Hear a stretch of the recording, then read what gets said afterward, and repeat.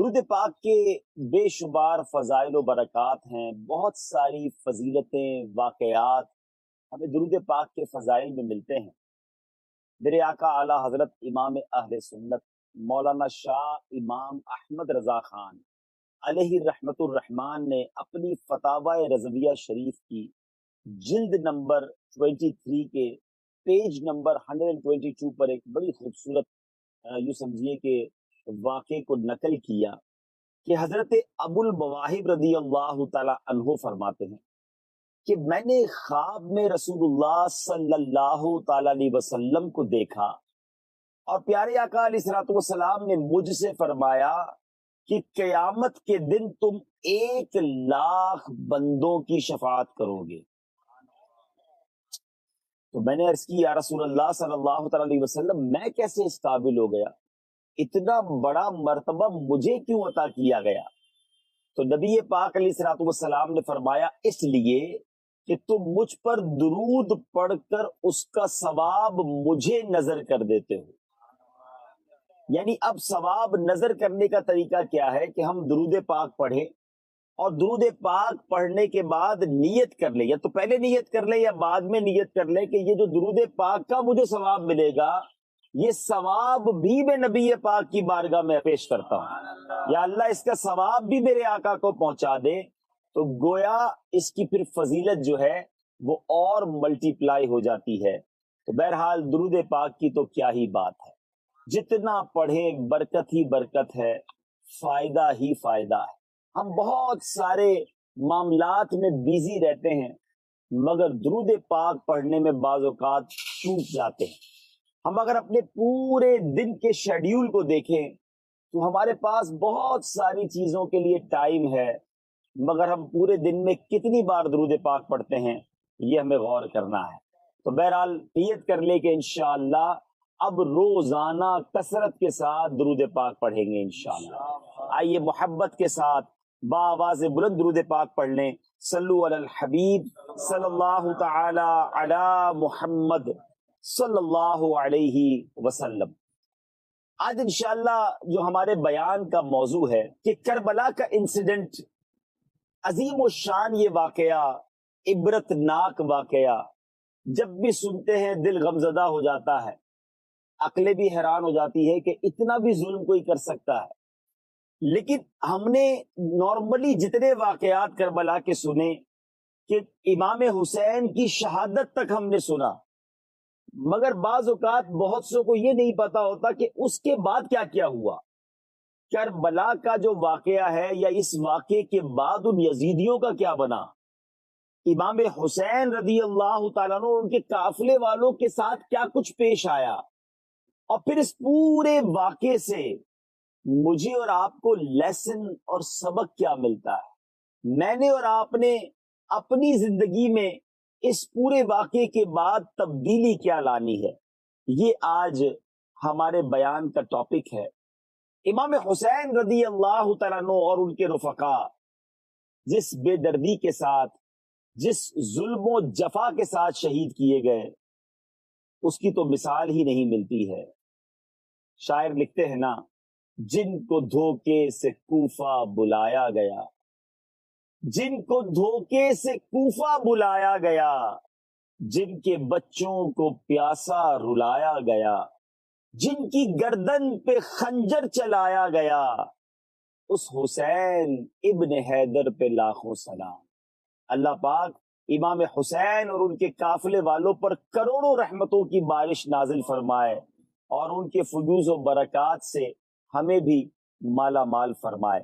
امام حسین رضی اللہ تعالیٰ عنہ خود سراپا کرامت ہیں۔ شاید بہت سے کو یہ نہیں پتا کہ امام حسین کی ولادت بھی کرامت تھی۔ آپ کی ولادت 6 ماہ کے حمل سے ہوئی ہے، یعنی جب آپ پیدا ہوئے تو آپ کی والدہ کے شکم میں آپ اونلی 6 منتھ رہے تھے۔ دنیا میں صرف 2 شخصیات ایسی ہیں جو 6 منتھ کی پریگننسی کے بعد پیدا ہوئے اور حیات بھی رہے، وہ ایک امام حسین رضی اللہ تعالیٰ عنہ اور ایک اللہ کے نبی حضرت یحییٰ علی نبینا علیہ الصلوۃ والسلام۔ تو گویا امام حسین کی پیدائش بھی کرامت تھی، لیکن جب یہ مارکا ہو گیا اور امام حسین رضی اللہ تعالیٰ عنہ کے سر انور کو جسم سے الگ کر دیا گیا تو اب کرامتوں کا ظہور ہونا شروع ہو گیا. سر سے ہی آپ کے سر انور سے کرامتوں کا ظہور ہونا شروع ہوا. پہلی کرامت کا ظہور یہ ہوا کہ جب آپ کے سر انور کو نیزے پر اٹھایا گیا تو آپ کے سر سے تلاوت قرآن کی آواز آنا شروع ہو گئی. آپ کے ہونٹ ہلنے لگے اور سر انور تلاوت قرآن کرتا تھا. میرے شیخ طریقت امیر اہل سنت کیا خوب فرماتے ہیں، تلاوت ہو تو ایسی ہو، عبادت ہو تو ایسی ہو، سر شبیر تو نیزے پہ بھی قرآن سناتا ہے. امام حسین رضی اللہ تعالیٰ عنہ نے وہ نیزے پر جو تلاوت کی ہے، یہ بھی ہم سب کے لیے میسج ہے کہ جسم سے سر جدا ہو گیا مگر شوق تلاوت جدا نہیں ہوا. مگر آج اپنے آپ کو پنجتن کا غلام کہلانے والے، اپنے آپ کو اہل بیت کا محب بتانے والے، ان کی نیاز بنانے والوں سے میرا سوال ہے. بہت اچھی بات ہے، منقبت بھی پڑھنی چاہیے، نیاز بھی بنانی چاہیے، شربت بھی بانٹنا چاہیے، دیٹس گریٹ. لیکن کیا یہی امام حسین سے محبت ہے؟ وہ تو سر جسم سے الگ ہو جائے تو تلاوت نہ چھوڑیں. اور ہم میں سے بہت بڑی تعداد تو وہ ہے جس کو صحیح تلفظ کے ساتھ قرآن پڑھنا ہی نہیں آتا ہے. تلاوت کرنا تو دور کی بات ہے، تلاوت کی ایبلٹی نہیں ہے. اب بتائیے نا یہ کیسی اہل بیت کی غلامی ہے. بہرحال اب سر انور جب خولی بن یزید، یہ مردود وہی ہے کہ جس نے حضرت امام حسین رضی اللہ تعالیٰ کا سر جو ہے تن سے جدا کیا، شمر اور خولی یہ وہی بدبخت ہے. اب جب خولی یہ سر انور لے کر گورنر ہاؤس پہنچا ابن زیاد کو پیش کرنے کے لیے تو گورنر ہاؤس کا ڈور جو تھا دروازہ بند ہو گیا تھا. تو یہ اپنے گھر لے آیا سر انور کو اور اپنی زوجہ، اس کی زوجہ کا نام تھا نوار، اپنی زوجہ کو کہتا ہے کہ اے نوار دیکھ تیرے لیے میں کتنی بڑی دولت لایا ہوں. امام حسین رضی اللہ تعالیٰ کے سر انور کو بے ادبی سے زمین پر رکھا اور اس میں برتن الٹ دیا. وہ عورت عاشق اہل بیت تھی، کہتی ہے بدبخت، لوگ مال و زر لاتے ہیں، تو نبی کے نواسے کا سر لایا ہے، آج کے بعد میرے تیرے ساتھ رہنا ہی نہیں ہے. یہ کہہ کر وہ اپنے بچھونے سے اٹھی اور سر انور کے پاس تعظیم کے ساتھ بیٹھ گئی. اور پھر اس کا بیان ہے کہ خدا کی قسم میں نے دیکھا کہ ایک نور آسمان سے مسلسل اس برتن پر برس رہا تھا اور سفید پرندے اس کے ارد گرد منڈلا رہے تھے. جب صبح ہوئی تو خولی بن یزید یہ سر انور لے کر ابن زیاد کے دربار میں لے گیا. اللہ اکبر. میرے بیچ اسلامی بھائیوں، گویا سر انور پر بھی انوار و تجلیات کی بارش ہوتی رہی. سیدی اعلیٰ حضرت لکھتے ہیں نا، تیری نسل پاک میں ہے بچہ بچہ نور کا، تو ہے عین نور، تیرا سب گھرانہ نور کا. بہرحال میرے بیچ اسلامی بھائیوں، اب آپ کے سر انور کو جب لے جایا جا رہا تھا تو قریب ہی ایک گرجا گھر تھا جو کرسچنز لوگوں کی عبادت گاہ ہوتی ہے. تو ایک نصرانی تھا، وہ دیکھ رہا تھا کہ یہ یزیدی اپنے نبی علیہ الصلوۃ والسلام کے نواسے کے سر کو لے کر جا رہے ہیں. رات کا ٹائم ہو گیا، انہوں نے کہیں پڑاؤ ڈالا تو اس نصرانی نے ان لوگوں سے کہا کہ کیا ایک رات کے لیے مجھے سر دے سکتے ہو؟ میں اس کے بدلے تمہیں 10,000 اشرفیاں دوں گا. پہلے ہی لالچی لوگ تھے، پیسے کے لیے تو سب کچھ کیا تھا. انہوں نے سر انور کو اس نصرانی کے سپرد کر دیا. اس نصرانی نے عطر لگایا، خوشبو لگائی، تعظیم کی جگہ پر سر انور کو رکھا. ساری رات اس سر انور کے پاس ادب کے ساتھ بیٹھا رہا، رو رو کر رات گزاری. صبح ہوئی تو اس نے کلمہ پڑھ کر اسلام قبول کر لیا اور پھر اپنی ساری دولت، اپنا یہ جو گرجا گھر وغیرہ تھا سب خیر آباد کیا اور اللہ کی عبادت میں مصروف ہو گیا. گویا سر انور سے برکتوں کا ظہور ہو رہا تھا.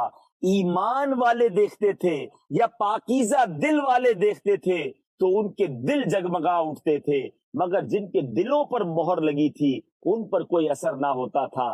دیکھیے نا، نبی پاک علیہ الصلوۃ والسلام کے دور میں بھی تو ایسا ہی تھا کہ پیارے آقا کو ایمان کی حالت میں کوئی دیکھتا تھا تو صحابی بن جاتا تھا، لیکن اگر کسی کے دل پر ہی مہر تھی تو ابو جہل نے بھی تو دیکھا تھا، مکے کے کافروں نے بھی تو دیکھا تھا، مگر ان کے دلوں پر مہر تھی۔ تو بہرحال میرے میٹھے اسلامی بھائیوں، حضرت امام حسین رضی اللہ تعالیٰ عنہ کے سر انور کو پھر ابن زیاد کے دربار میں پیش کیا گیا۔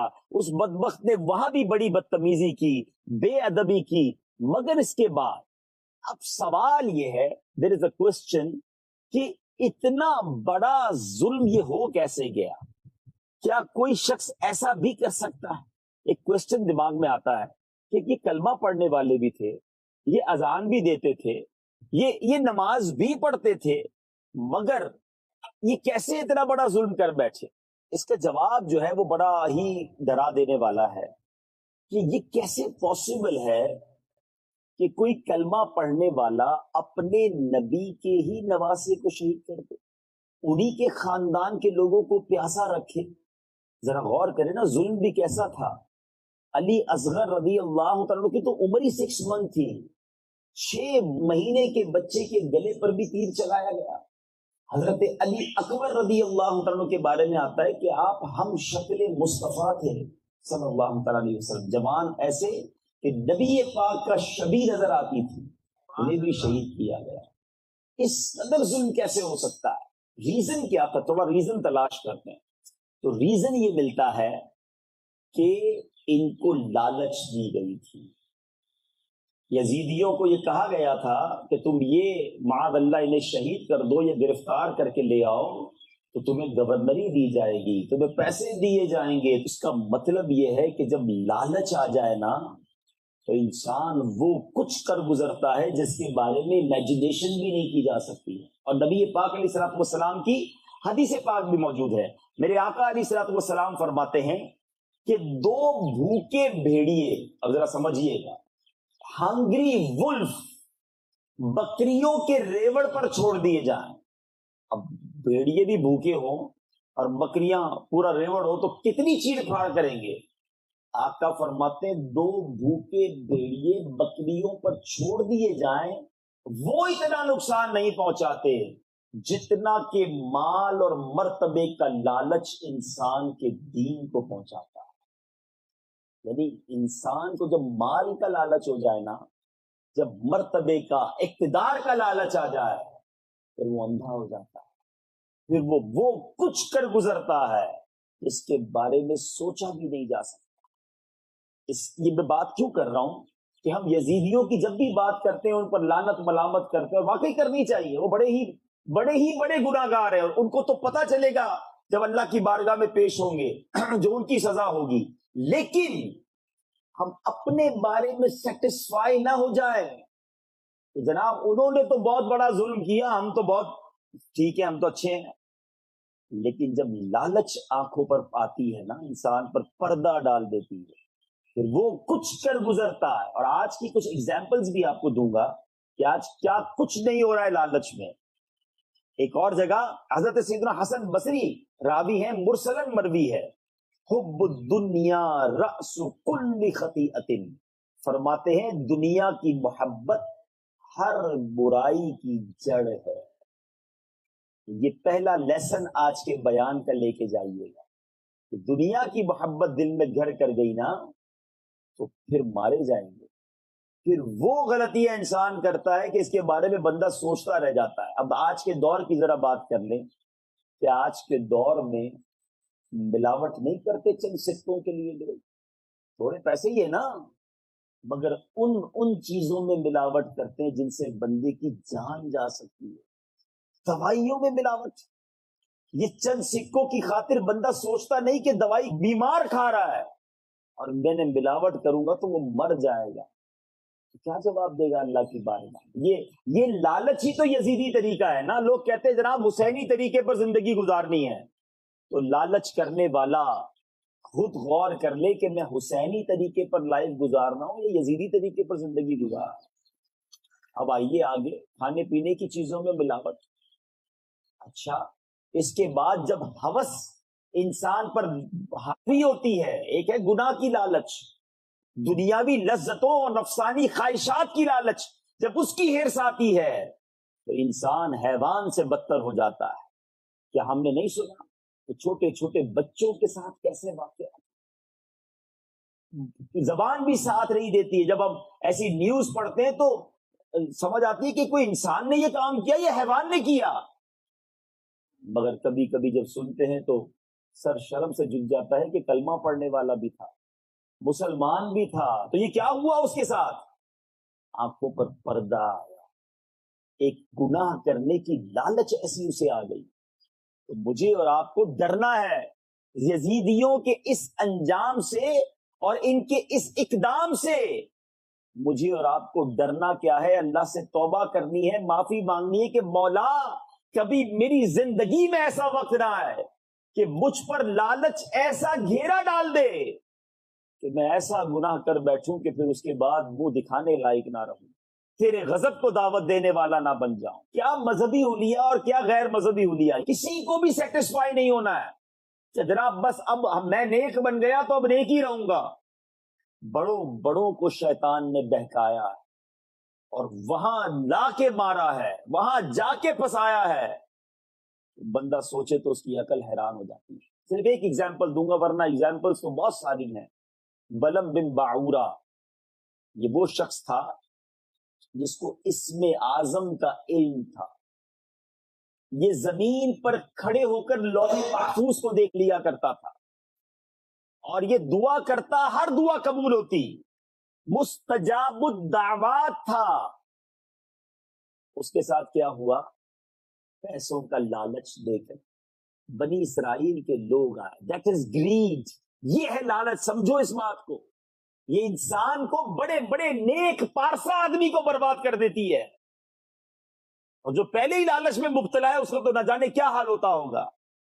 لوگ آئے، کہا اے بلم بن باعورہ تیری دعائیں بڑی قبول ہوتی، تجھے اتنا مال دیں گے کسی طرح حضرت موسیٰ علیہ الصلوۃ والسلام کے خلاف بد دعا کر دے. وہ کہتا اللہ کے بندو تم مجھ سے اللہ کے نبی کے خلاف بد دعا کروانے آئے ہو. تھوڑا مال اور بڑھا دیا، تھوڑا مال اور بڑھا دیا، تھوڑی اور مراعات اور پیکج بڑھتا گیا.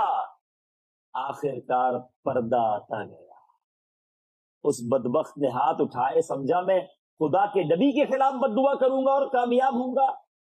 ہاتھ اٹھنے کی دیر تھی، جو حضرت موسیٰ کے خلاف دعا کرتا زبان سے اپنے ہی خلاف وہ دعا نکلتی تھی. زبان نے ساتھ دینا چھوڑ دیا اور آخر کیا ہوا؟ اس کی زبان لٹک گئی اور بے ایمان ہو کر مرا. ایمان بھی نہیں بچا، صرف عبادتیں نہیں گئی، کفر کی موت مرا. اور روایتوں کا مضمون ہے کہ بلم بن باعورہ قیامت کے دن کتے کی شکل میں جہنم میں داخل کیا جائے گا، اور اصحاب کہف کا وہ جو کتا ہے وہ بلم بن باعورہ کی شکل میں جنت میں داخل کیا جائے گا. یہ اللہ کے فیصلے ہیں، لیکن ہم سب کے لیے یہ ڈرنے والی بات ہے. بعض اوقات چند نمازیں پڑھ کے، روزے رکھ کے، صدقہ خیرات کر کے، حج کر کے ہم بڑے سیٹسفائی فیل کرتے ہیں کہ جناب میں تو بڑی پرفیکٹ لائن پہ ہوں، بہت سچ بولتا ہوں. اچھی بات ہے، شکر بھی ادا کریں مگر ساتھ ڈرتے بھی رہیں، اللہ کی مدد بھی مانگتے رہیں. یا اللہ جو کچھ ہوں تیری وجہ سے ہوں، میرا کچھ نہیں، اور بچائی رکھنا بھی تیرا ہی کام ہے. ولا حول ولا قوت الا باللہ العلی العظیم. اس کا معنی پڑا ہے کبھی کہ کوئی نیکی، کوئی بھلائی اس میں ہماری کوئی طاقت نہیں ہے، یہ فقط اللہ تبارک و تعالیٰ کی طرف سے، اسی کی مدد سے کوئی بندہ نیکی کر سکتا ہے. بہرحال ان ظالموں نے تو ظلم کر دیا. بڑے پلان تھے ان کے کہ راستے کی یہ دیوار ہٹ جائے گی، اس کے بعد تو ہم ہوں گے اور حکومتیں ہوں گی، ہم تو پوری دنیا پر پھر راج کریں گے. کون ہمارے آگے سر اٹھائے گا؟ جب نواسہ رسول اور ان کے خاندان کو ہی شہید کر دیا تو پھر تو ہم سے ٹکر لینے والا تو بچے گا ہی کوئی نہیں نا.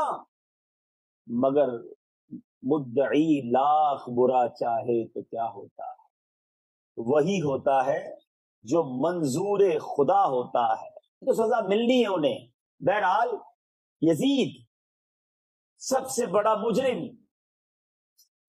اس یزید کی جو موت ہوئی اس کو کتنی دیر تک اقتدار ملا؟ 3 years.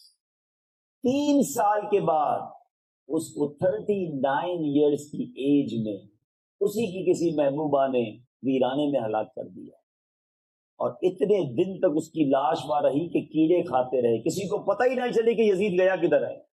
اور پھر جا کے جب اس کی لاش ملی تو اس کا ویسے ہی برا حال ہو چکا تھا۔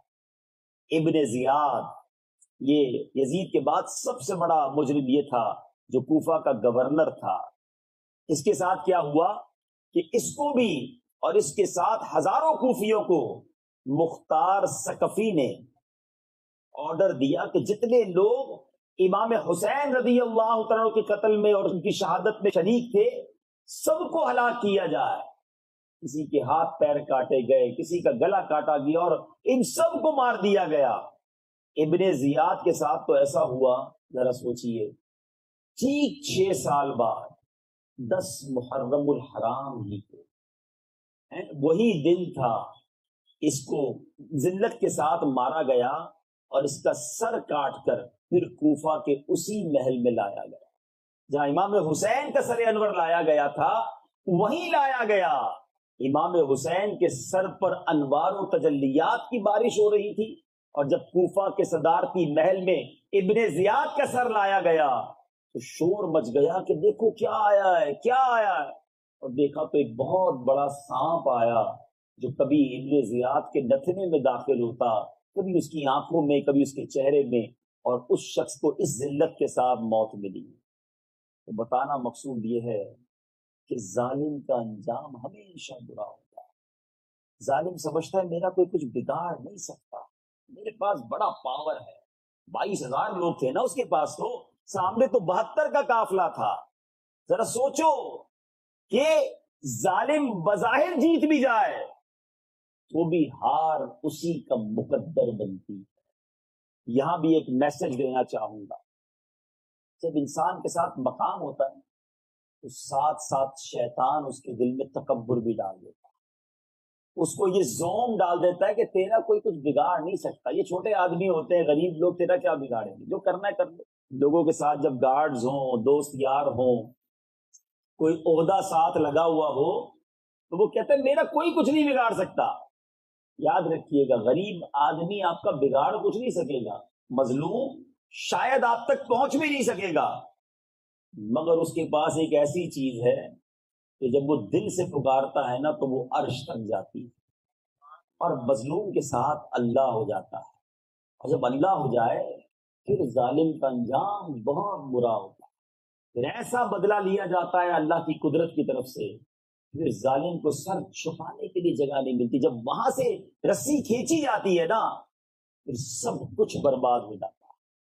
تو ہمیشہ ہمیشہ مظلوم کی ہائے سے ڈرنا چلتا ہے، میں نے ڈانٹ دیا تو کیا ہوا، جھاڑ دیا تو کیا ہوا، 2-4 گالیاں نکال دی تو کیا ہوا، 2-4 تھپڑی لگائے تھے نا، چھوٹا آدمی ہے، مسئلہ نہیں ہے، مسئلہ ہے اگر کسی کا دل توڑا ہے نا، جب اس نے ہاتھ اٹھانے ہیں تو تمہیں جگہ نہیں ملنی ہے، یہ ہمیشہ یاد رکھنا۔ کسی ملازم یا آپ کے کسی امپلائی یا آپ کے کسی رشتہ دار، کسی غریب آدمی پر آپ نے اس کو جھاڑا، ڈانٹا، ظلم کیا ہے تو آج معافی مانگ لو۔ لائف میں کسی کا حق نہ دبائیں، کسی کے اوپر ظلم نہ کریں، یہ واقعہ کربلا کا درس ہے کہ ظالم کا انجام کیا ہوتا ہے۔ اور اب اس واقعے کا ایک بڑا ہی عجیب ٹرننگ پوائنٹ کہ یہ مختار ثقفی، اس نے کام تو بڑا کمال کا کیا کہ سارے یزیدیوں کو، جن جن لوگوں نے امام حسین اور ان کے رفقا کو شہید کیا تھا، ظلم کیا تھا، چن چن کر مروایا، مگر اس بدبخت کے اوپر کیسی بدبختی آئی کہ اس نے آخر میں خود نبوت کا دعویٰ کر دیا، اور یہ بھی بے ایمان موت بنا۔ یہ کہتا تھا مجھ پر وحی نازل ہوتی ہے۔ تو ہو سکتا ہے کسی کے ذہن میں سوال پیدا ہو کہ اتنا محب اہل بیت اور اس کا خاتمہ ایسے ہوا۔ تو یہ وہی بات جو میں نے شروع میں کہی تھی کہ بلم بن باعورہ کا حال کیا تھا۔ ایسے بہت سارے واقعات ہیں، اور روایتوں کا مضمون ہے کہ اللہ تعالی چاہے تو اپنے دین کا کام کسی فاجر سے بھی لے سکتا ہے، وہ لے لیتا ہے۔ تو اب یہاں پھر وہی بات آ گئی کہ مجھے اور آپ کو بھی اپنے ایمان کی فکر کرنی ہے۔ اپنے ایمان کی حفاظت کے لیے دعائیں کرنی ہیں. Most important thing in over life. سمجھیے گا, میری اور آپ کی زندگی میں سب سے پریشس, سب سے قیمتی, سب سے امپورٹنٹ چیز اگر کوئی ہے تو وہ ہمارا ایمان ہے. لیکن انفارچونیٹلی, بدقسمتی سے, ساری قیمتی چیزوں کی حفاظت کی فکر ہے. بارشیں ہو رہی ہیں تو کوئی اپنی دکان کی فکر کر رہا ہے, کوئی اپنی گاڑی کی فکر کر رہا ہے, کوئی جناب کسی طرح سے کیا بچانے کی کوشش کر رہا ہے. ٹھیک ہے, اچھی بات ہے, اپنی چیزوں کی حفاظت کرنی چاہیے.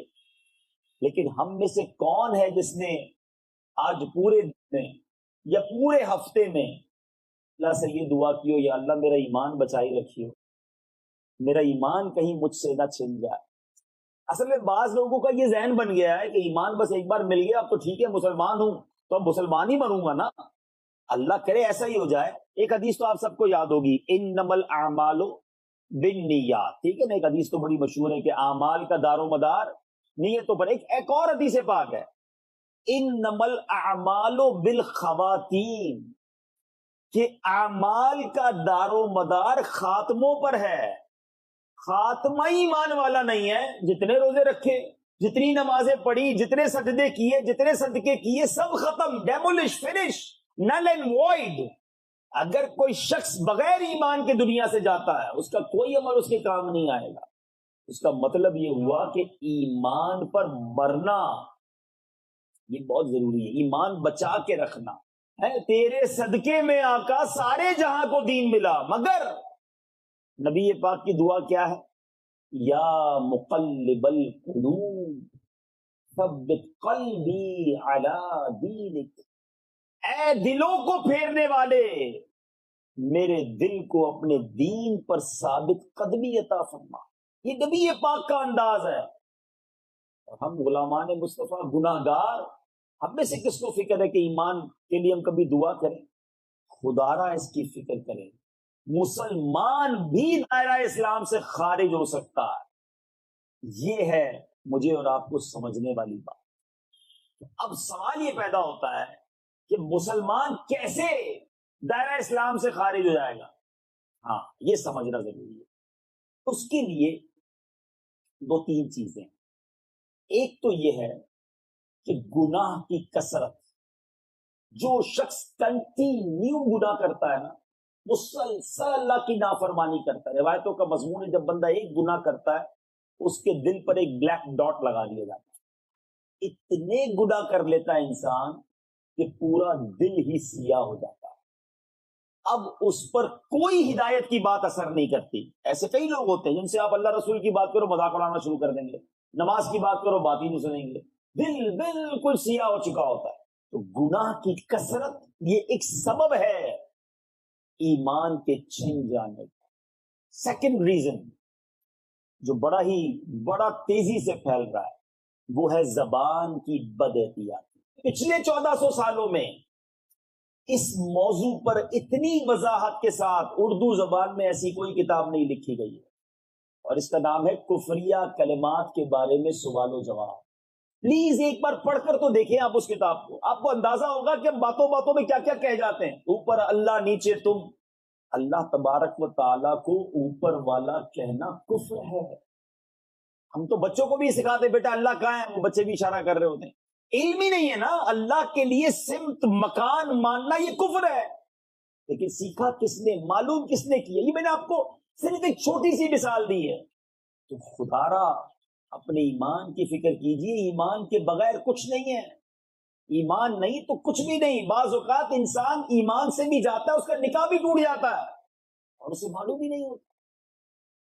اب مثال کے طور پہ, اچھا یہ تو اب گانوں کے اشعار, ایسے تو بہت سارے اشعار ہیں, میں صرف فار ایگزامپل بتا رہا ہوں. میں نے کتاب میں پڑھا تھا کوئی ایسا شعر ہے کہ پوجا کروں یا سجدہ کروں. اب اپنے محبوب کو کوئی یہ کہہ رہا ہے کہ تیری پوجا کروں یا سجدہ کروں, تو یعنی محبوب کو خدا مانا یا پوجا کرنے کے لیے اس کو معبود مانا, پھر تو کفر ہے. اور ایسے گانے لوگ گا رہے ہوتے ہیں, لڑکے لڑکیاں گنگنا رہے ہوتے ہیں, ایک دوسرے کو شیئر کر رہے ہوتے ہیں. اب بتائیے, یہی تو وہ سازش ہے شیطان کی کہ کسی طرح لوگوں کا ایمان چھین لیا جائے, اور ہم اس کی سازش میں آ جاتے ہیں کیونکہ لا علمی ہے, علم سے دوری ہے.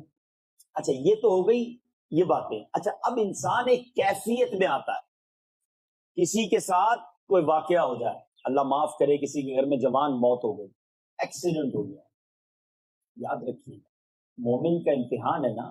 امام حسین کے سامنے 6 مہینے کے علی اصغر کو شہید کیا گیا تھا، زبان پر شکوہ آیا، کمپلین آئی، علی اکبر جوان شہید ہوئے، کمپلین آئی، ہر حال میں اللہ کا شکر تھا نا، رب کی رضا پر راضی تھے.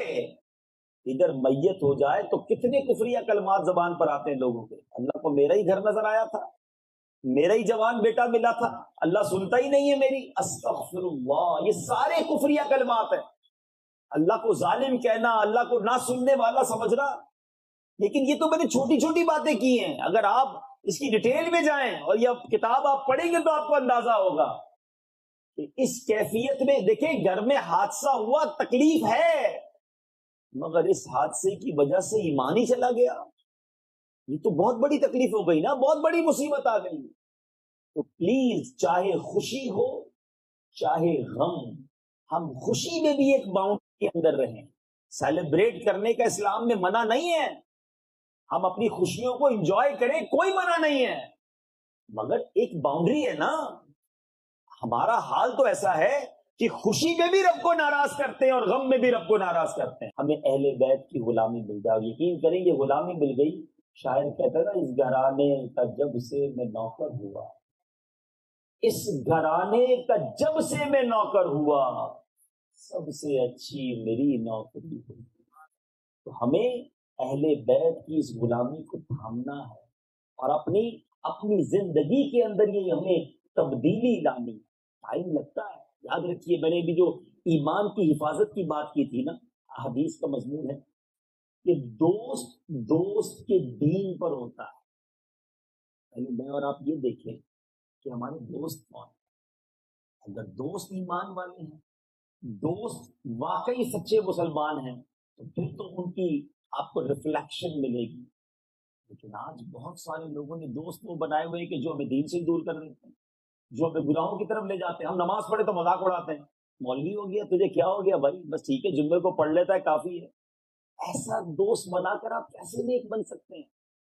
تو مجھے اور آپ کو اگر واقعی آج ہم ڈیسائیڈ کر رہے ہیں کہ یار بس بہت ہو گیا، اب جو حسینی طریقے پر زندگی گزارنی ہے، تو پھر ایک اسٹیپ فارورڈ کرنا ہوگا اور اپنی لائف میں پہلی تبدیلی پتہ ہے کیا لانی ہوگی؟ انوائرمنٹ چینج کریں، گیدرنگ چینج کریں. شرابی کے ساتھ رہ کر آپ نمازی نہیں بن سکتے. یاد رکھیے گا آپ کو نیک بندہ چاہیے گا جس کی صحبت میں رہ کر آپ نیک بنیں. اچھوں کی صحبت اپنائیے. Please try to understand. بہت تھوڑی زندگی ہے.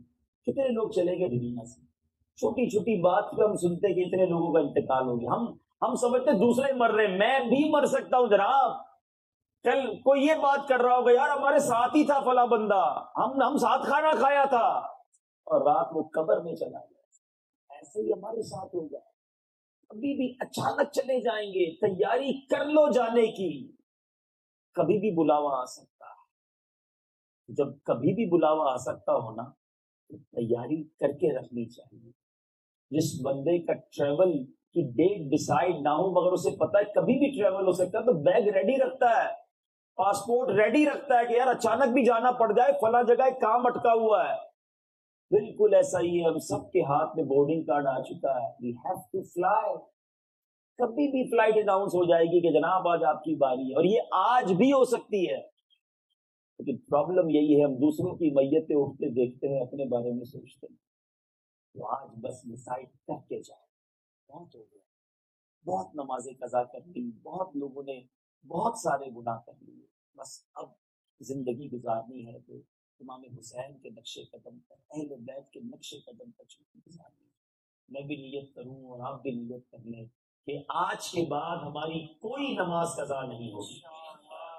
ایسا نہیں ہے، ایسا نعرہ لگائیں کہ شیطان بھی ادھر سے بھاگ جائے. آج کے بعد ہماری کوئی نماز قضا نہیں ہوگی. آج کے بعد حرام روزی کے قریب بھی نہیں جائیں گے.